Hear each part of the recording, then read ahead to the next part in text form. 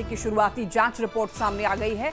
भारतीय विमान दुर्घटना जांच ब्यूरो की शुरुआती रिपोर्ट में यह दावा किया गया है कि टेक ऑफ के कुछ सेकंड के बाद ही प्लेन के दोनों इंजन अचानक से अपने आप बंद हो गए थे, जिससे कि प्लेन क्रैश होने की नौबत आ गई। एआईबी की रिपोर्ट के मुताबिक देखिए, विमान ने उड़ान भरते ही अपनी ताकत खो दी और उड़ान भरने के सिर्फ 32 सेकंड के बाद ही हादसे का शिकार हो गया ये प्लेन। इस दौरान उड़ान भरने के बाद देखिए, विमान जो है वो सिर्फ 0.9 नॉटिकल मील यानी कि लगभग 1.6 किलोमीटर की दूरी तय कर पाया। एक रिपोर्ट में यह बताया गया है कि हादसा दोपहर 1:39 पर हुआ, जब विमान अहमदाबाद के बीजे मेडिकल कॉलेज के हॉस्टल पर गिरा था। तो आपको बताते चलें, शुरुआती रिपोर्ट में एक बड़ा खुलासा हुआ है। दोनों इंजन जो हैं वो शुरुआती कुछ सेकंड बाद ही बंद हो गए थे।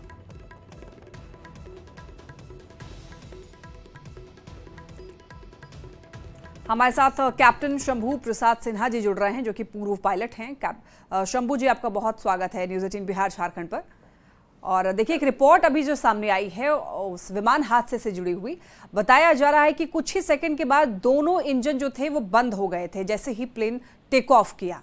तो क्या दोनों इंजन जो है एक साथ ही बंद हो सकते हैं? आपकी जानकारी क्या है, क्या कहते हैं आप? अगर सब कुछ ठीक है तो किसी इंजन को बंद नहीं होना चाहिए, लेकिन अगर कहीं कुछ गड़बड़ी है तो कुछ भी संभव है, दोनों इंजन बंद होना भी संभव है। ये जब क्रैश हुआ था उसके बाद ही कोई भी पायलट कह सकता था कि गड़बड़ तो हुआ है, दोनों इंजन बंद हुए हैं। ये तो हर कोई जानता है। समस्या केवल ये है कि क्यों बंद हुए, ये अटकल है। ये किसी के समझ में नहीं आ पा रहा है कि कैसे बंद हो सकता है। जाहिर है सबसे संभावना इसी बात की लग रही है कि किसी ने फ्यूल बंद कर दिया है, फ्यूल स्विच को।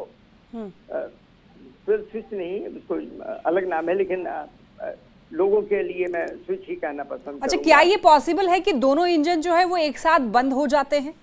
हाँ हाँ, हो सकता है, क्यों नहीं हो सकता है। जिस रीजन से एक बंद हुआ है, ठीक उसी रीजन से दूसरा भी बंद हो सकता है।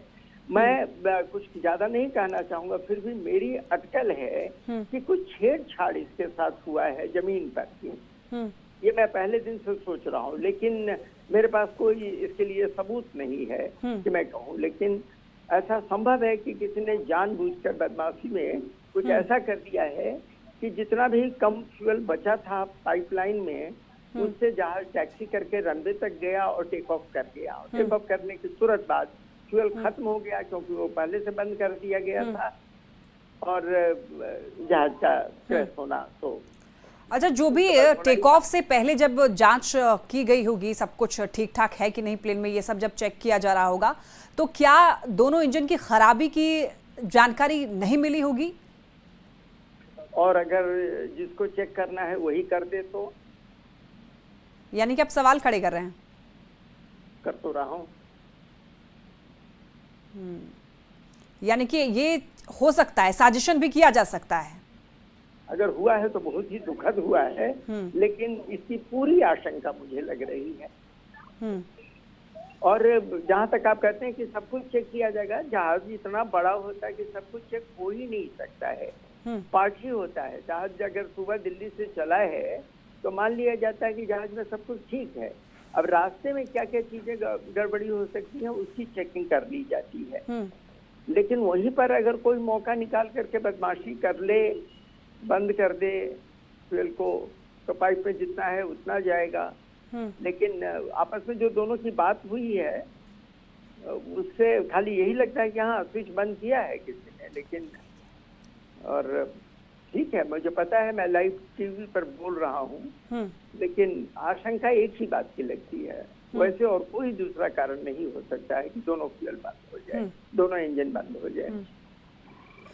और अगर एक इंटरनेशनल फ्लाइट जो कि काफ़ी किलोमीटर की दूरी जो है वो तय करती है, उसकी अगर ठीक तरीके से जांच ना हो तो ऐसे हादसे जो हैं आगे भी रिपीट हो सकते हैं। तो उन अधिकारियों की जो भी जांच करते हैं, जो भी टीम होती है जांच करने की, उनके लिए क्या कोई प्रावधान है? क्या कोई ऐसा उनके लिए कोई सख्त एक्शन लिया जाना चाहिए? होना तो चाहिए, लेकिन उस दिन जो काम हो रहा था शायद बाहर की कोई टीम थी जो कर रही थी। तुर्की की कोई टीम है जिसको कॉन्ट्रैक्ट मिला हुआ था।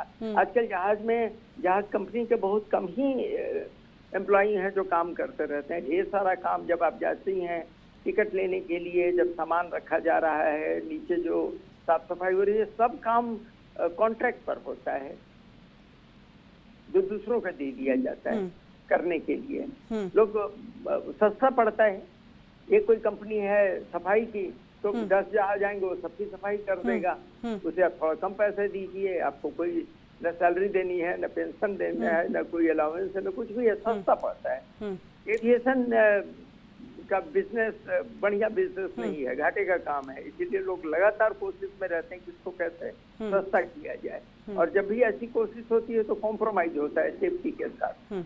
यानी कि कहीं ना कहीं लापरवाही तो हुई है, तभी ये हादसा हो पाया है। बहुत धन्यवाद आपका इन तमाम जानकारियों के लिए, शंभू जी, हमारे साथ जुड़ने के लिए और इन सारी जानकारियों को हमसे साझा करने के लिए। और इस वक्त दिल्ली से एक बड़ी खबर मिल रही है। सीलमपुर में देखिए 4 मंजिला इमारत गिरी है।